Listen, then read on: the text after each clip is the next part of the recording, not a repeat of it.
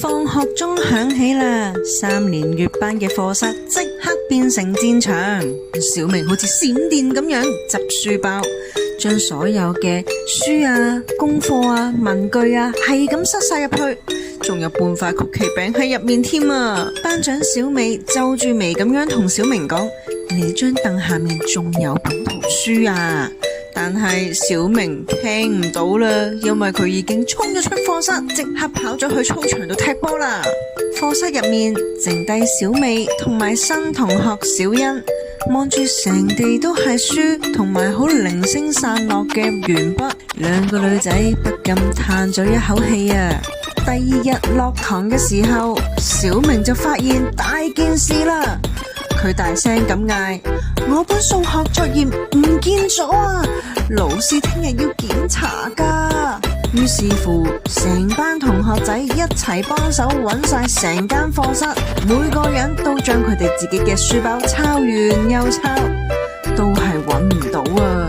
就喺呢個時候，訓導主任陳主任企咗喺門口，表情嚴肅咁樣話：唔止小明，仲有幾個同學仔都話唔見咗本作業啊！一定係你哋放學嘅時候亂咁執書包，所以好容易就搞到啲作業唔見晒啦。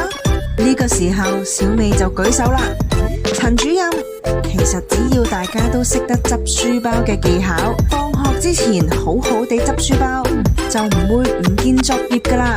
於是乎，陳主任就話啦：聽日放學之後，我哋一齊去禮堂，俾一個執書包大作戰嘅特訓大家。第二日放學，陳主任真係帶咗大家去學校嘅禮堂進行執書包特訓。呢個時候，平時好安靜嘅小欣好主動咁樣幫手，佢打開咗小明嘅書包，大家哇一聲，入面竟然有佢上個星期食剩咗嘅嗰包曲奇餅，抄埋一團嘅通告，仲有尋日話唔見咗嘅數學作業，其實根本就喺個書包嘅暗格入面。小明怕醜到成塊面都紅晒啊！佢大聲話唔見咗嘅數學作業，竟然就係喺自己個書包入邊，就係因為佢冇執清楚書包，而家好醜八怪啊！為咗下次唔好再咁醜八怪，小明決定要學執書包嘅技巧。咁究竟點樣執書包，個書包先會夠整齊？想揾啲乜嘢，一揾就揾到呢？